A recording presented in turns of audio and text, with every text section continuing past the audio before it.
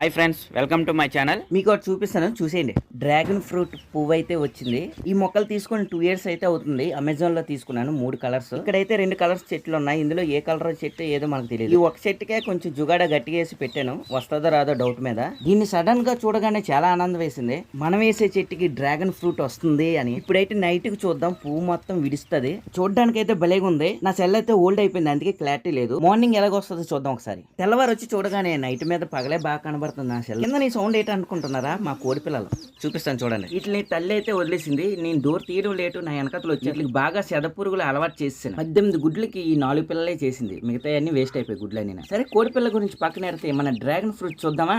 1 నెల తర్వాత మన డ్రాగన్ ఫ్రూట్ అయితే పండిపోయింది. దీన్ని అయితే మనం కోసి ఏ కలర్ లో ఉందో చూద్దాం. దీన్ని కోసే ముందు మీకు ఒకటి చూపిస్తాను చూడండి. ఇగో వచ్చేసాయి మళ్ళీ. ఉండండి తీస్తాను. ఈ చెక్కలు ఇట్ల కోసం వేసాను, చెదపడుతుందని. ఉన్నాయా? ఉన్నాయి, తినండి.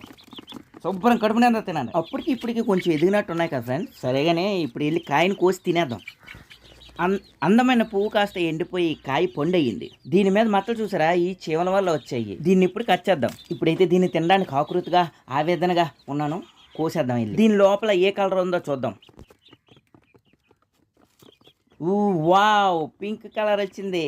చిన్న ముక్క టేస్ట్ చేద్దాం. ఇదే తేడా ఉన్నట్టుంది. సేమ్ అచ్చం డ్రాగన్ ఫ్రూట్ లాగా ఉంది. బాగుంది, సూపర్. ఓకే బాయ్ ఫ్రెండ్స్, మీరు పెంచుకొని కోసుకొని తినండి. నెక్స్ట్ వీడియోలో కలుసుకుందాం.